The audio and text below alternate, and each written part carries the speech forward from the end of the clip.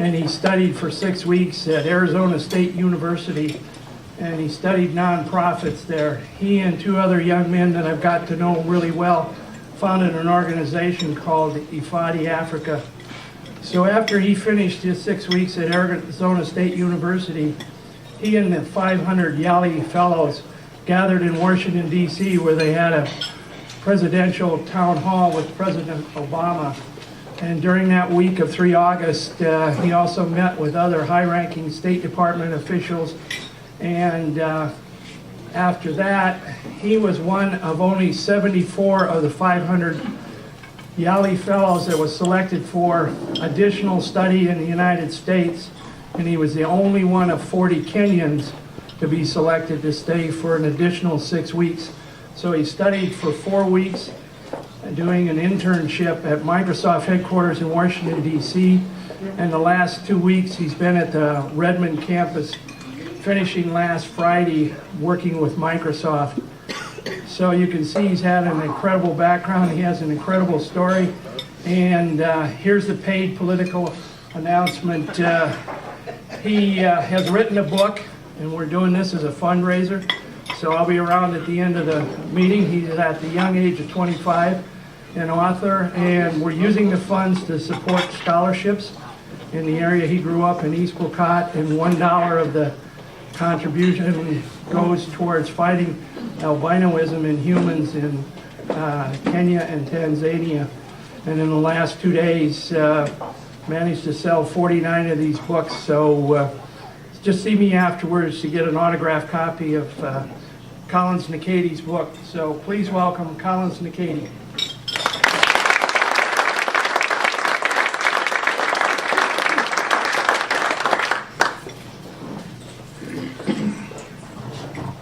Thank you so much, Rotarian Bob. That was kind introduction. Good morning, Rotarians. Good morning.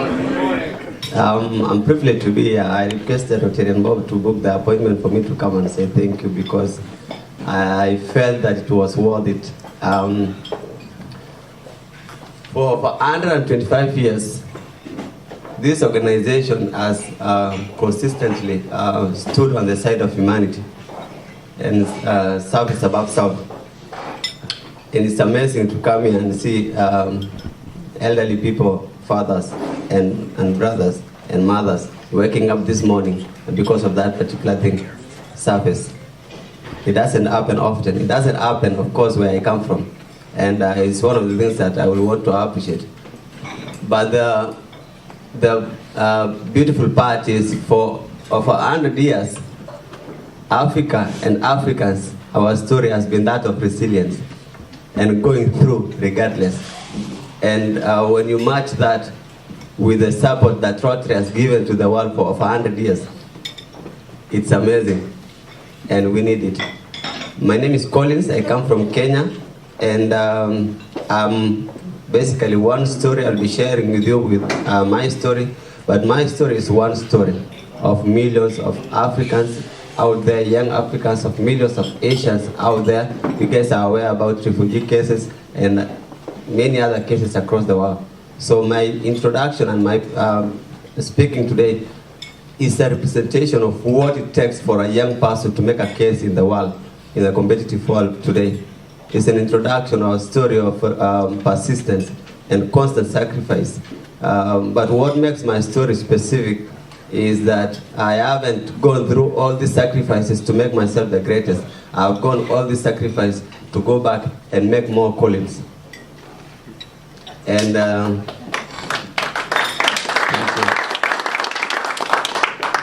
that is why my book is titled Leap of Hope.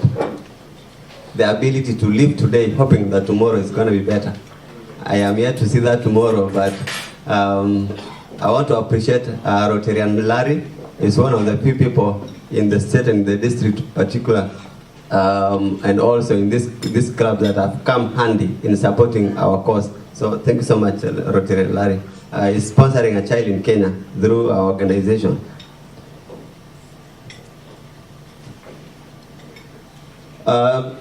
These are the Rotarians who we're currently working with in partnership with my organization, Hifadhi Africa, and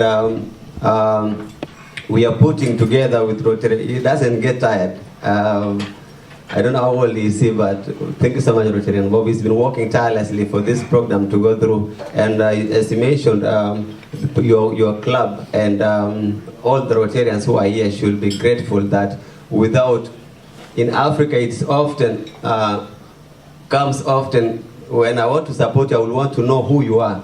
But when you find people who are here, who are supporting people in East Pokot, they haven't even met them. They even don't know them, and they are here. You haven't met me before, but you supported this particular cause. And I'm so hopeful, and in the next months, or in the next year, I hope to come here and tell you exactly how we are able to transform lives. But even other than that, we still have links to share with you what your money is doing in Africa, and you'll be proud of what you've done. So thank you. This is my background, this is my family, this is my dad, and this is my mother, this is me, and these are my siblings, and this is my mom's house. And my father has 6 wives, one of them is my mother, and by my father we have 14 children. By my mom we have 5, 4 girls and myself. And we, as Rotarian Bob mentioned, we do have 4% literacy for the last 50 years that Kenya has had independence. And what that tells you is 96% of the population can't speak, can't communicate to the rest of the world, not even our president. They do not even know what Kenya is. If you ask them who is the current president of Kenya, they will tell you President Moi. And after President Moi, we've already had 2 presidents. So, so when I was growing up, when I was 3 years old, in my community, because of scarcity of resources, we often get into conflicts with our neighboring communities. And because we keep livestock, we move around looking for water and pastures for our livestock, and that has put us in conflict with. So we have hostility between us and our neighboring communities. And as a young Pokot, which is my tribe, when I was growing up, I was expected to be strong by the community, and to be brave, and to be confrontational, and to be instinctive for you to survive. But clearly, even when I'm standing here, I'm not as strong as I should be. And so my dad saw weakness in me that I couldn't survive. He didn't want the community to associate me with him. And also that I was the only boy by my mother and 4 girls. And my community, girls are properties. Girls are women. They are not human. They are less human beings. And so I was counted as one. By my other stepmothers, I had brothers. And in my community, when dad dies, because they don't write wills, because we haven't gone to school. Right now, if I want a cloth or food or anything, I will go to dad, and he will be the one to decide which goat will be sold. And his decisions are ultimate. Nobody questions dad. But in a scenario that that doesn't exist anymore, there was prone for conflict between our household and the other households. And it will be me versus other brothers, which was weakness from my part because I was only one. And so because of those 2 decisions, the first was because I was weak, the second was because I did not have a brother. He decided to send me away from the community. And so I was sent to stay with an old grandma, far away village, and she was the person who took me to school. So my going to school was because I wasn't needed in my community, I was weak. And up to now, I'm the only child to have gone to school from my family. And I'm proud that I went to school. When I went to school, I found an environment where I was good at. I wasn't needed to prove a point. I just needed to be bright, and I was a fairly bright student. And I went to graduate from United States International University. Probably by the time I was in high school, up to 60% of my classmates had dropped out because of one challenge or 2. I'll be mentioning it. This is my family background. This is our elder sister by my mother, and these are our sisters. And this is my mom, and this is me sitting, and these are our sister siblings and the rest. And this is my family. You can see when it rains, sometimes it rains, but not often. We receive up 500 millimeters a year, and sometimes it goes 2 years without raining. And so even if when it rains, we are not able to do any kind of cropping. The only things that you see background are weeds, but it doesn't sustain farming or something like that. And so we are stuck. If you can see, when I said we keep livestock, I mean local breed animals, goats. In this case, we only have 3 3 goats, and the 3 goats versus 14 children, and everybody want to marry 4 or 6 wives like my dad. Everybody want to have food, everybody want to have clothes and shoes, and nobody earns salary. It's a challenge. And so 50 years ago, JF Kennedy, US president, made a decision that changed the world when he decided to give scholarship to young bright Kenyans to come to United States and take scholarship or further their studies. And one of those people who were on the plane was Barack Obama Sr.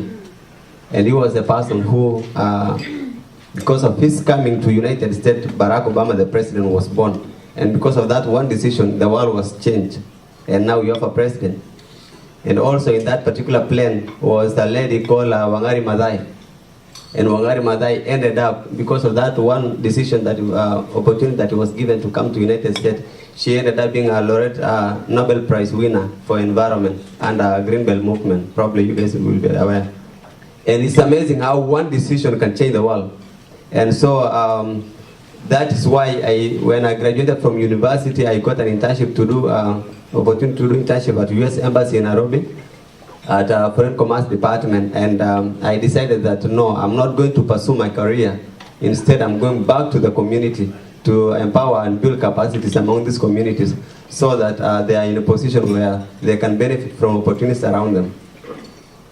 And hopefully, as I mentioned, in the process, we will write more stories, more leap of hope stories. And currently, statistics are showing that Africa is the next window in terms of technology and entrepreneurship. And I can tell you it is true. And we are part of that. When President Obama was in Kenya, he said that Africa is on the move. And he said that those who are responsible for this particular progress are young Africans. And I met 499 of them here in DC from different countries. It's a true story. But sometimes statistics lie. Because out of that progress, when the 50 years from now, when the story of Africa will be written, when the window of success will be written, but we might realize that there were 25% of the population that were never prepared and they never benefited from that success. And that's exactly what we are doing through my organization, Hifadhi Africa, and through the charity that Port Orchard and this particular club and this particular organization, Rotary Foundation at large, is doing, going back to the communities and building them up so that they become 100% of the Africans who will benefit from the window that we're talking about. So this is myself with the community, and as I mentioned here, that we do not have toilets, and the next health service is 22 kilometers. So sometimes you find a mom having 9 children, but she ends up surviving by 4. Because when they are giving birth, we do not have maternity services, we do not have hospitals. And I've also given you statistics from a survey that was done by World Vision, and it says that the community are mixing soil and water, and these are given to lacting mothers, because when you're breastfeeding and you do not have food, what they do is they mix soil and water and they drink. And then also they've mentioned here that the source of water that's available there, because it's open, it's shared between dogs, animals, and human beings. And it's a true story. And as Rotarian, Bob mentioned that we have up to 56% of the population going every day without food. And 90% of the population depends on free food, either from government or donation from World Food Program. And that's why I made the request to come and say thank you, because I know that without charity, without these particular services, my entire community won't survive. And so I've been trying to help, especially the elderly people, because it's one of the forgotten population in Africa. And here, what's amazing with these particular communities is, and in Africa in general, is sometimes you go to places where there are dire needs, but when you engage the people, they will tell you that if only they can be helped, if only they can be supported to a level, is the same story that President Obama's father was one of the brightest prospects in Africa, but he only needed this small help to change the world. And JF Kennedy gave him that opportunity. The same story for Ngari Maathai and the rest. Sometimes we do not need life scholarships. Sometimes we just need this small support. And that's what President Obama did, realize that there is need for Americans to offer charity and to open arms. And they've been doing so for 50 years and above, to bring in 500 young Africans so that they can get exposed. And when they go back to their communities, they can expand and build on what they have been doing. And who knows what will come out of that 50 years from now. As Rotarian Bob also mentioned, we have a community that has been discriminated against. It's called albinism, people with skin color. And 12th of this month, this fellow was attacked in Kenya. And the belief is if you get to chop some part of an albinism, and for witchcraft purposes, they can make you rich. And so I'm using my network in Kenya and in Tanzania to sensitize the public against such acts and also give scholarship to children from this background. And that's why I'm dedicating revenues from my book into this particular cause. So I just wanted to touch on what we're going to do for this particular grant that you guys have supported, and I want you to see the measure of impact that you are in the verge of realizing in these particular communities. One of the things that we've done is sometimes we go to communities and we tell parents the importance of taking their children to school as an investment. But the challenge has been, parents will tell you, well, I have 3 children, you can take them. And we do not have schools of our own to take them. And so because there are no schools in the community, I went to school because I was taken to a far village. So sometimes there are no schools, and in that scenario, it's a challenge for you to advocate for education. And so what we are trying to do through this grant is we are going to introduce e-learning, integration of technology and education. And e-learning that, one, considers that there is no electricity in the place. 2, nobody has ever seen computer. 3, there are no government employed teachers, and all these scenarios. And so we did our research and we found that there's a small computer called Raspberry Pi, and Raspberry Pi was invented by a Cambridge Foundation in UK. And what the thinking was, in the US and Europe in general, families are introducing their children to technology at a younger age. And sometimes you give your laptop to a child to play around with and they can mess up with it and it's expensive to replace. And so they came up with an experimental computer that functions like a normal computer, apart from the shape and the usage of power and the pricing. It's $35 and it uses less power than your normal bulb, up to 3.5 voltage. That's amazing. And so what we do with this computer is we've bought a small solar powered battery, and because it's Pokot is an arid place, there is plenty of, probably sun is the only resource that God gave them. And so there is plenty of sun heat. And it has a small router that transmits Wi-Fi. And this particular Wi-Fi does not need, it's a hotspot, so it does not need bundles. So a community that's 67% poor, you can't tell them to donate anything, even $1. And so the beauty with this Wi-Fi, it's free. And in this particular computer, we've put in an SD card, a 64 GB SD card that we've downloaded over 3,000 textbooks, e-books, and over 2,000 videos. Some of them sciences, videos, tutorials from Khan Academy and all that. And when you power this computer with the Wi-Fi, we donate a tablet per child. And so children are accessing these textbooks from the tablet. And so whether there is no classroom, whether it's under the tree, whether it's an open air, class continues. Wow, that's great. So that's what we're going to introduce for the first time in Kenya. We've done the homework in preparation for this particular grant. We've done the training through our organization. You can see up here, this is me. I was training teachers in an open area because there's no classroom or stuff like that.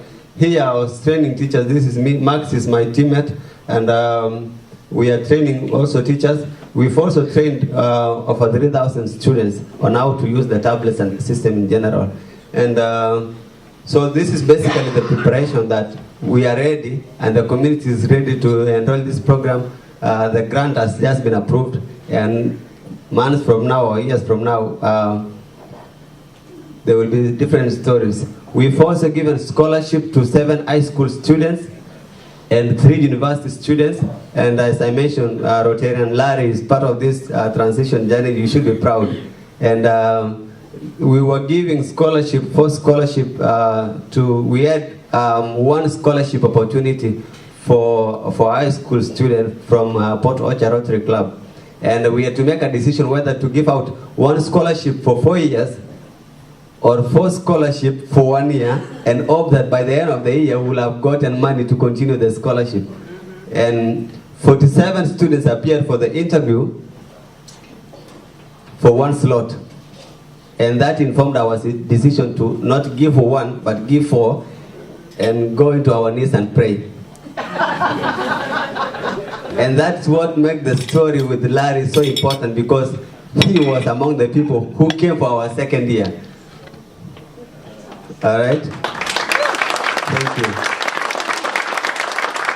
We've also partnered with Rotary clubs, our Rotary club in Kenya, to give sanitary towel for girls. And sanitary pad is one of the luxurious things that an African girl can get. Sometimes girls miss classes and lessons because of they are undergoing their menses.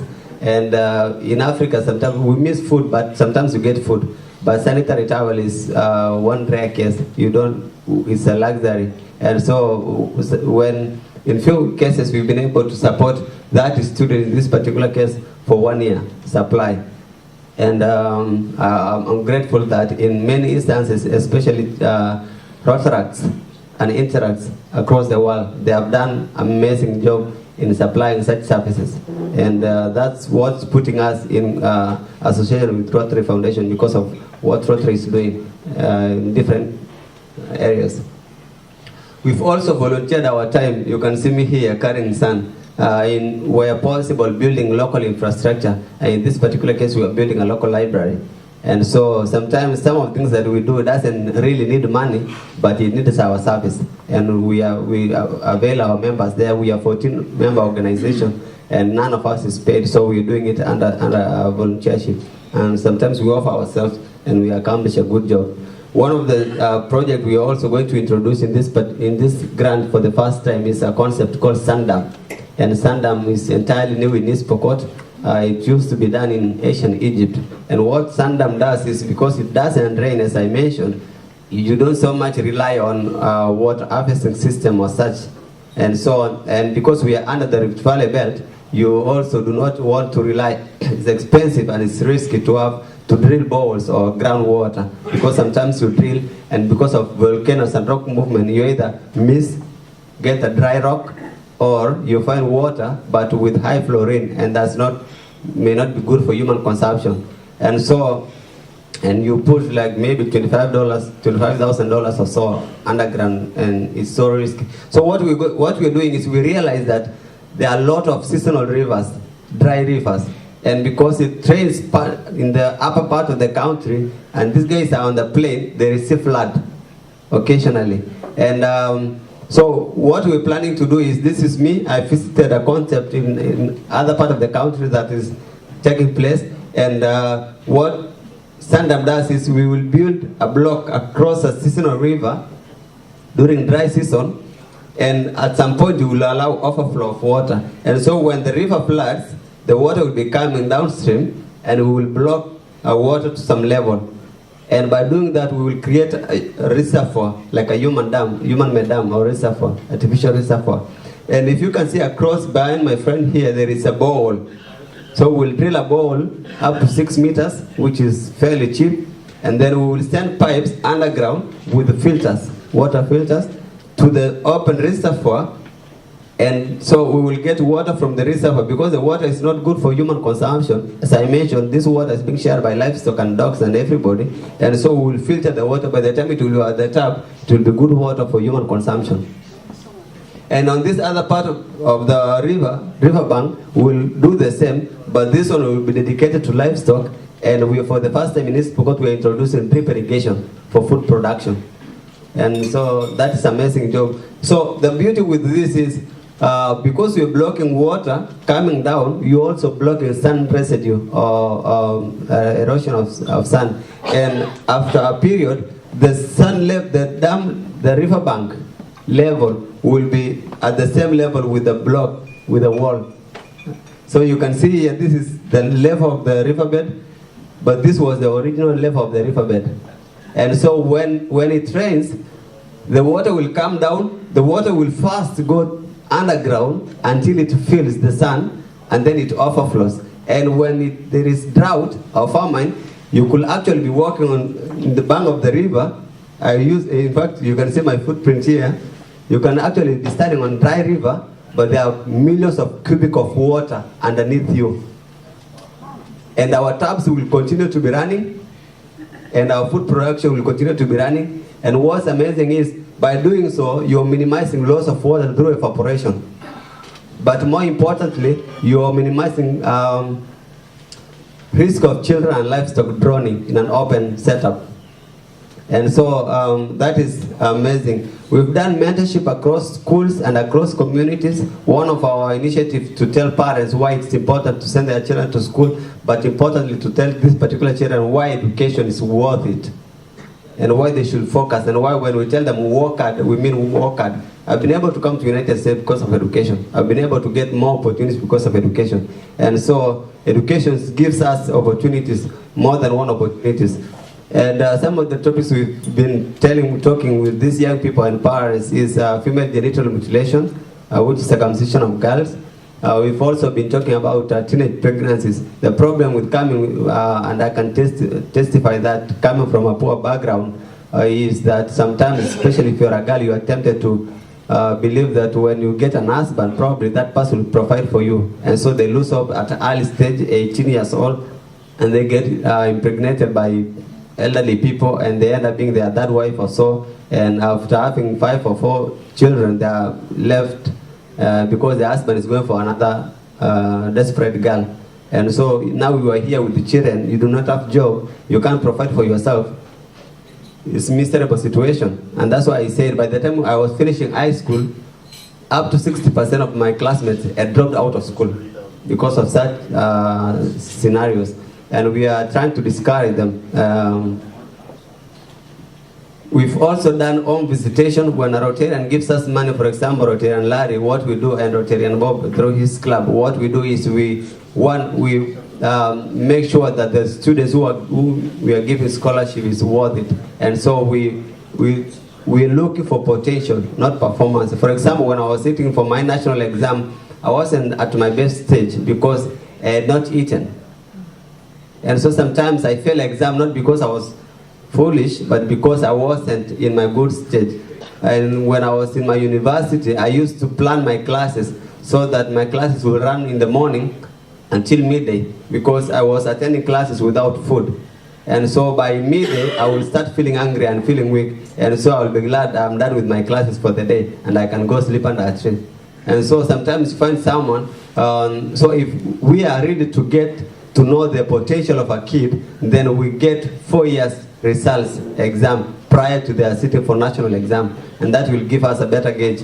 But also we do home visitations to get to know the environment where these children are coming from. And that's why I say that the students we're giving scholarship, I can tell you 100% there will be another leap of hope story. I'm proud of them. We've also tried to engage young people in sports.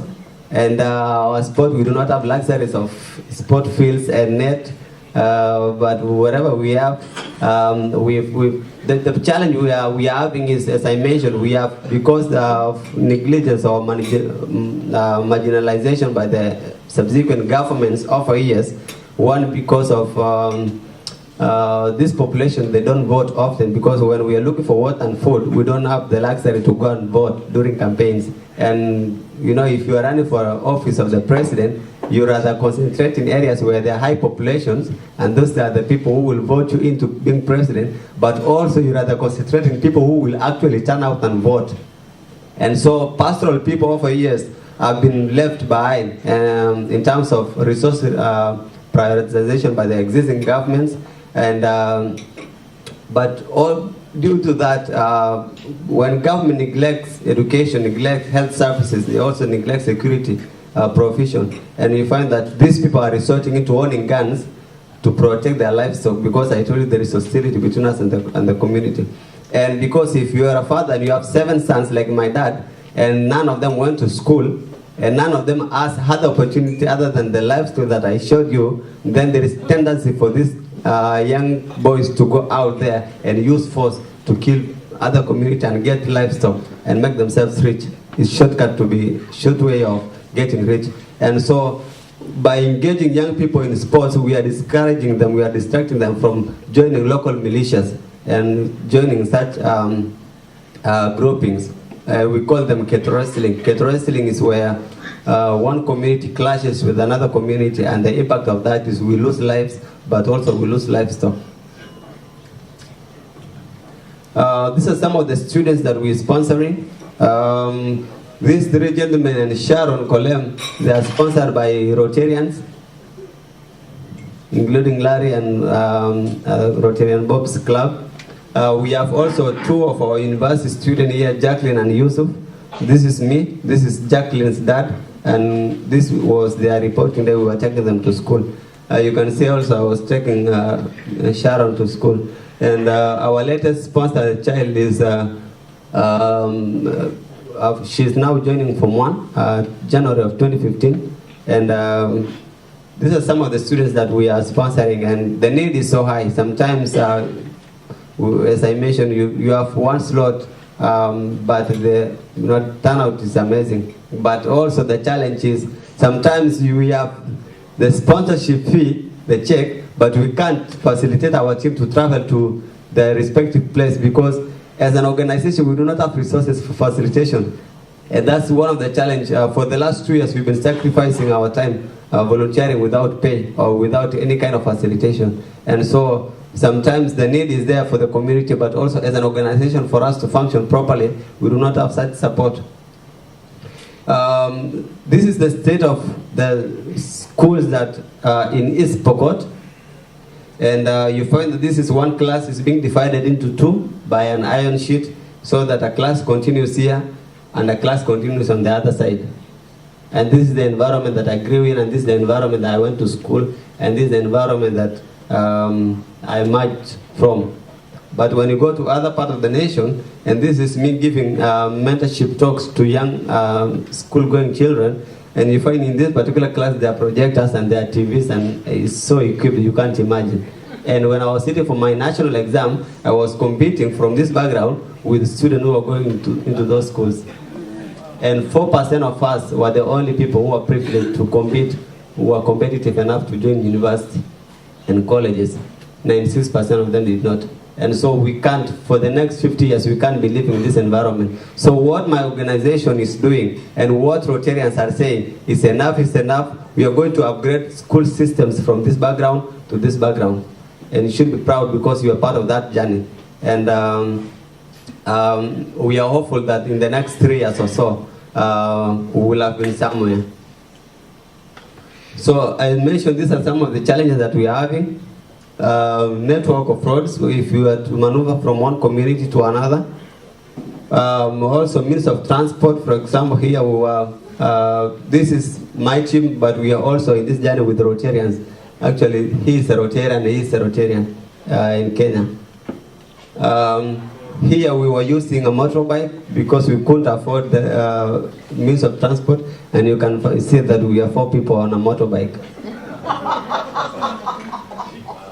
But that was better because here, I don't know, it's not clear enough, but we were walking by foot, and we had to sleep along the way, so we were sleeping by the road. This is me sleeping here, and my co-founder, Juvenal comes from Rwanda, so my co-founder is actually a Rwandese.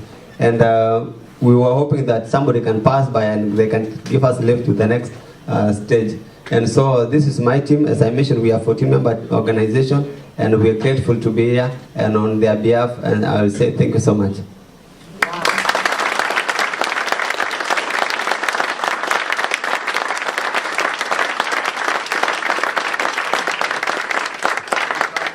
A couple questions, so we'll take like 3 questions. Regarding your reservoir, you said it was 6 meters, is that wide or deep?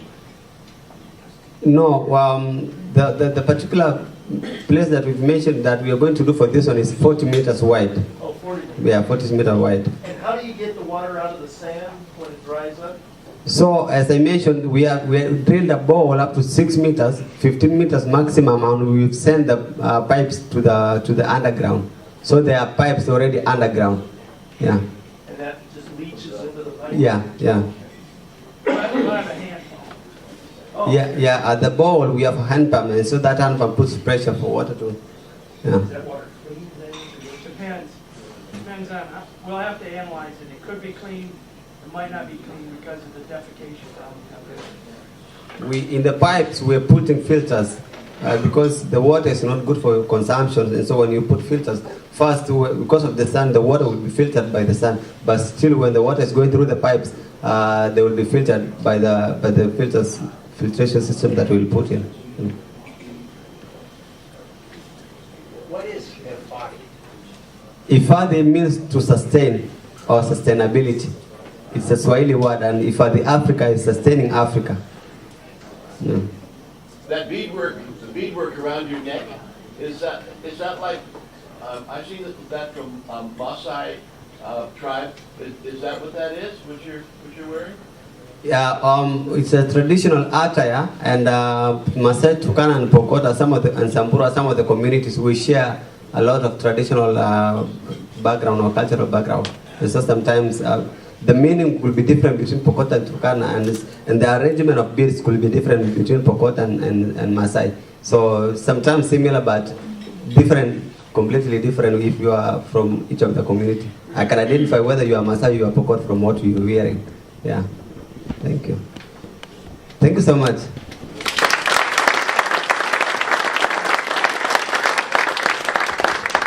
Collins, thank you so much for your presentation today. You have a very inspirational message, and the work that you are doing is just amazing. I'm impressed. Rotary is fighting polio. You know that. That's our number one goal here, and we're very close. In your name, for your presentation today, we would like to make a donation that will vaccinate 40 children from the polio virus. So thank you for coming today.